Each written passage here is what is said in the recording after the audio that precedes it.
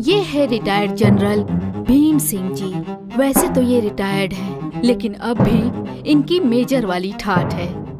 विमला, विमला, सुबह के 7 बज गए हैं। लाई जी, ये लीजिए। तुम आजकल बहुत लेट हो रही हो। मैं कोई आपकी जवान हूँ जो हमेशा वक्त पे रहूं? जरा मेरी उम्र का भी ख्याल कर लीजिए। अरे विमला, तुम एक आर्मी वाले की पत्नी हो, तुम्हें हमेशा फिट रहना चाहिए। हाँ हाँ।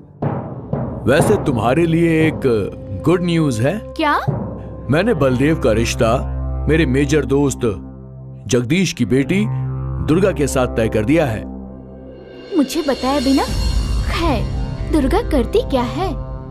और क्या, हमारे बलदेव की तरह सैनिक है। क्या? आर्मी वाली बहू? हाँ, ऐसी बहू जो देश की सेवा कर रही है। वो सब तो ठीक है, लेकिन मैं ऐसी बहू चाहती थी जो हमारी सेवा करे, हमारे साथ रहे। हमारी सेवा? क्यों? हमें क्या हुआ? तुम्हें तो गर्व होना चाहिए कि तुम्हारी होने वाली बहू सैनिक है।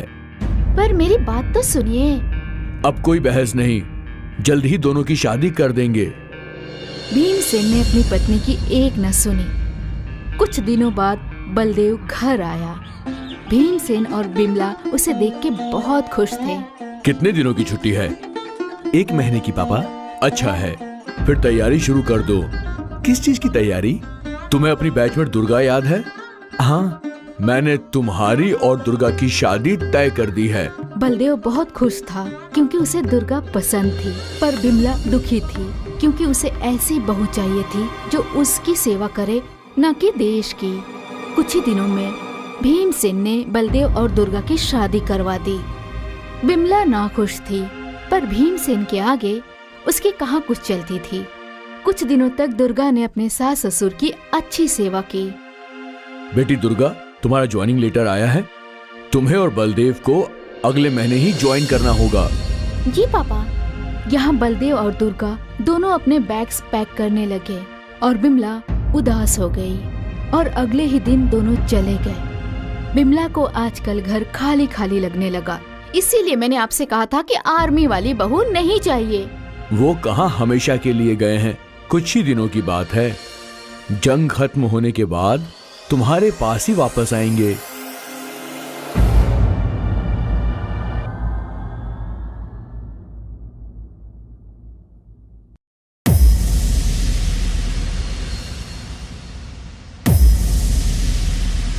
यहाँ दुर्गा और बलदेव और उनके साथी आतंकवादियों से लड़ रहे थे।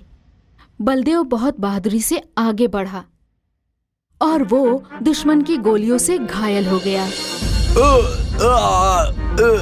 और फिर बलदेव को बचाने के लिए दुर्गा ने अपनी जान जोखिम में डाली। उसने दुश्मनों को मारा और बलदेव को सही सलामत हॉस्पिटल ले गई। आर्मी हॉस्पिटल में डॉक्टर ने बलदेव का अच्छे से इलाज किया। कुछ दिनों बाद जंग खत्म हुई और बलदेव और दुर्गा दोनों घर लौटे। बिमला ने अपनी बहू को गले लगाया।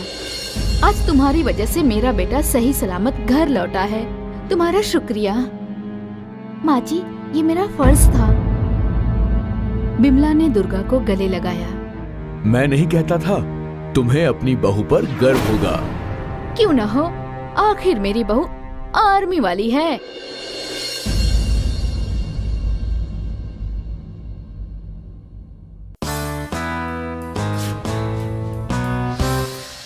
रेखा 10वीं में पढ़ने वाली एक स्टूडेंट है जो पढ़ाई में बहुत अच्छी है। आइए आइए शर्मा जी, मैं आपका ही इंतजार कर रही थी। क्यों, रेखा से कोई गलती हुई क्या? नहीं नहीं, वो तो हमारे स्कूल की शान है। इस बार की 6 महीने की परीक्षा में भी वो फर्स्ट आई है। ऐसी ही मेहनत करती रही तो जरूर टॉप करेगी। हाँ, जरूर करेगी। रेखा के पापा उसकी पढ़ाई को लेकर बहुत खुश थे।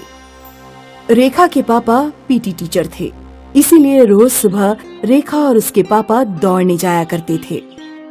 फास्ट पापा, जल्दी। अब मेरी उम्र हो गई है। कोई उम्र नहीं हुई है, आप बस आलसी हो गए हैं। देखिए देखिए, आपकी तोंद निकल आई है। मेरी कोई तोन वोन नहीं निकली, मैं अब भी तुम्हें हरा सकता हूँ। शर्मा जी जान लगा देते थे, लेकिन अब वो रेखा से जीत नहीं पाते थे। फिर वो दोनों पार्क में रुककर एक्सरसाइज किया करते थे। रोज रेखा अपनी सहेली पूजा और दिव्या के साथ स्कूल जाया करती थी। रास्ते में कुछ आवारा लड़के एक पान की टपरी के पास खड़े रहकर उन्हें छेड़ा करते थे। हाय हाय जाने मन, भाई भाई उसको देख, आ दिखती है, एकदम गजब। हमका ये तेज तर्रार बहुत पसंद है। सुबह जब ये दौड़ती है ना तो अंग अंग में बिजली दौड़ जाती है।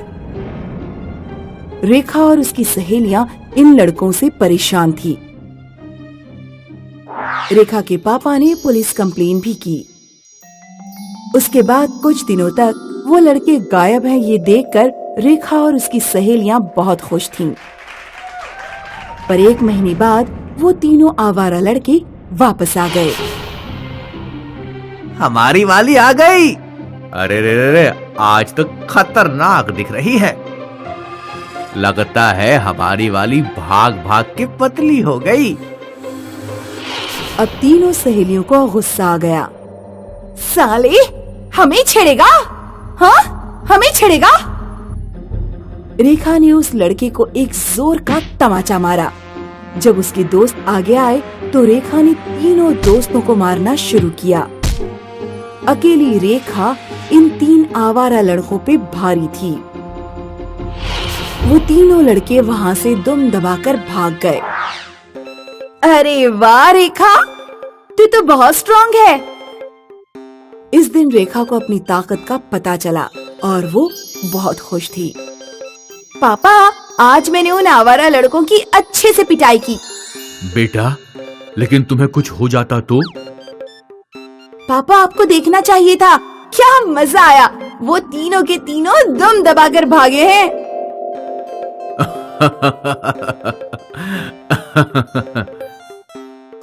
आज मुझे पता चला कि मैं भी स्ट्रांग हूँ। वो तो होगी ही, सालों से दौड़ जो रही हो और एक्सरसाइज भी कर रही हो। हाँ पापा, मैं बड़ी होकर पुलिस ऑफिसर बनना चाहती हूँ। वेरी गुड, लेकिन ये इतना आसान नहीं है, बहुत मेहनत करनी पड़ेगी। I am ready. और बस इस दिन से रेखा ने अपनी ट्रेनिंग शुरू कर दी। वो घंटों तक दौड़ती, टफ वर्कआउट करती और पढ़ाई के लिए भी समय निकाला करती। रेखा की सालों की मेहनत रंग लाई और उसने आईपीएस की परीक्षा पास कर ली। अब वो पुलिस इंस्पेक्टर थी। रेखा को उसी के शहर में पोस्टिंग मिली। उसके परिवार वाले बहुत खुश थे। ए, चल हफ्ता निकाल। अबे ओए बुड्ढे, पैसा निकाल, पैसा, चल चल चल। अरे भाई, अब तक कुछ कमाई नहीं हुई। ए साले, अपन से तू झूठ बोलेगा? हाँ? जैसे ही वो गुंडा उस बुजुर्ग आदमी पे हाथ उठाने वाला था, रेखा बीच में आ गई। रेखा ने उस गुंडे का हाथ मोड़ दिया और दूसरे गुंडे के ऊपर धकेल दिया। तू यहाँ नहीं है, हमसे पंगा मत ले, तुझको ये भारी पड़ेगा। अच्छा? रेखा ने गुंडों की सरेआम धुलाई शुरू कर दी और उस दिन से शहर में रेखा यानी पुलिस वाली बेटी का बोलबाला था।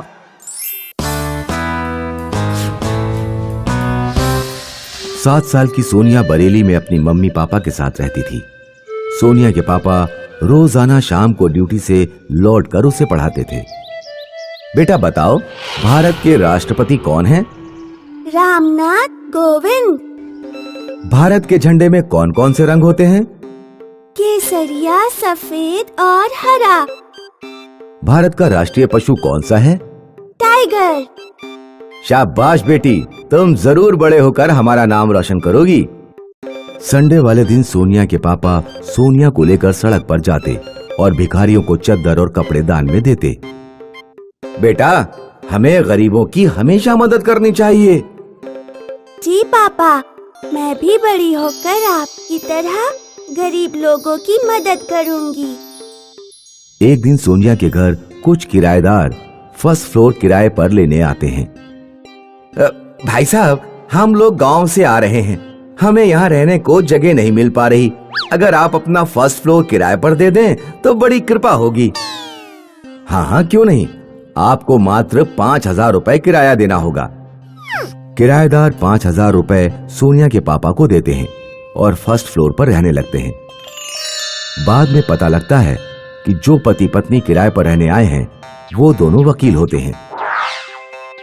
एक दिन अचानक से पुलिस सोनिया के घर पर आती है और सोनिया के पापा से कहती है, आप ये मकान खाली करें, ये मकान एडवोकेट ओम प्रकाश तिवारी जी का है। लेकिन ओम प्रकाश तिवारी तो हमारे किराएदार हैं, ये घर हमारा है। ये घर हमारा है, आप लोग हमारे यहाँ किराएदार के रूप में आए थे। आप तो बहुत ही बेईमान इंसान हैं, मैं कोर्ट में केस करूंगा। सोनिया के पापा एक वकील के पास जाते हैं, लेकिन वकील उनसे 1 लाख रुपए की फीस मांगता है। साहब, मैं इतनी फीस कैसे दे पाऊंगा? मेरी तो बस एक छोटी सी दुकान है, वही मेरी इनकम का स्रोत है। थोड़े बहुत पैसे किराए से आ जाते थे, लेकिन अब तो वो भी उन लोगों ने छीन लिए। देखिए, अगर आप मेरी फीस नहीं देंगे तो मैं आपका केस नहीं लड़ पाऊंगा। सोनिया के पापा फीस का अरेंजमेंट नहीं कर पाते और केस हार जाते हैं। मजबूरी में सोनिया की मम्मी, पापा और सोनिया को सड़क पर एक फुटपाथ के किनारे एक तंबू लगाकर रहना पड़ता है। पापा, उस आदमी ने बेईमानी से हमसे हमारा घर छीन लिया। मैं बड़ी होकर वकील बनूंगी और गरीब लोगों को न्याय दिलाया करूंगी। हाँ बेटा, मुझे पूरा विश्वास है कि तुम बड़ी होकर एक ईमानदार वकील बनोगी।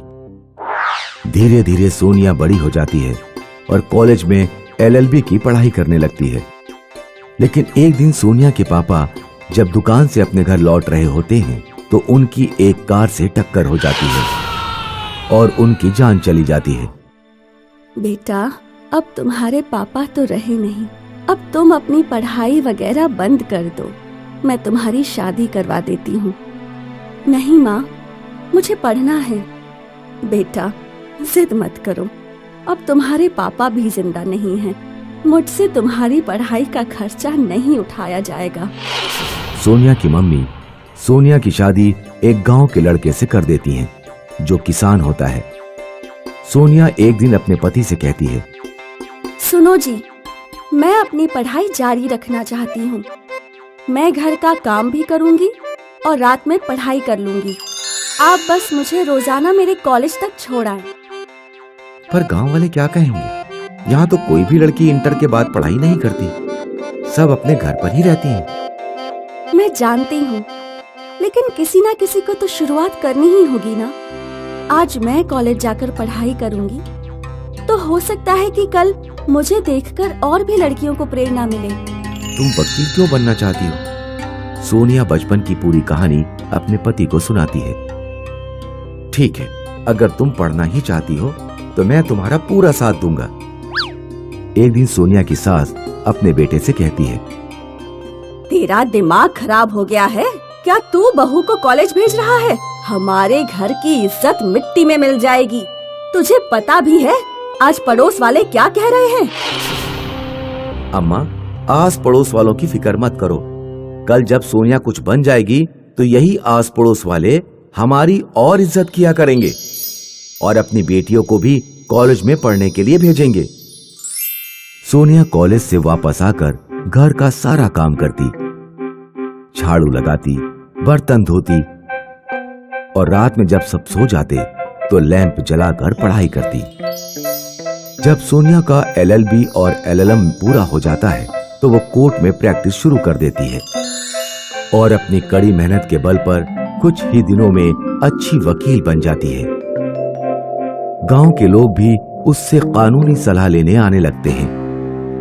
एक बार एक बूढ़ा आदमी अपनी बेटी के साथ सोनिया के पास आता है। अरे बहू, जमींदार ने मेरी जमीन हड़प ली है, मुझे समझ में नहीं आ रहा कि अब मैं क्या करूं। अगर मेरी जमीन नहीं मिलेगी तो मैं अपनी बेटी को क्या खिलाऊंगा? इसे स्कूल कैसे भेज पाऊंगा? आंटी जी, प्लीज हमारी जमीन वापस दिला दीजिए। हमारे पास केस लड़ने के पैसे भी नहीं हैं। सोनिया उस बूढ़े आदमी का केस फ्री में लड़ती है और उसे अपनी जमीन वापस दिलवा देती है। फिर सोनिया अपने मायके जाकर ओम प्रकाश तिवारी पर केस दायर करती है। कोर्ट में जज के सामने ओम प्रकाश तिवारी और सोनिया की तगड़ी बहस होती है। अंत में सोनिया केस जीत जाती है और सोनिया को अपना घर वापस मिल जाता है। अपना पुराना घर वापस पाकर सोनिया की मां बहुत खुश होती है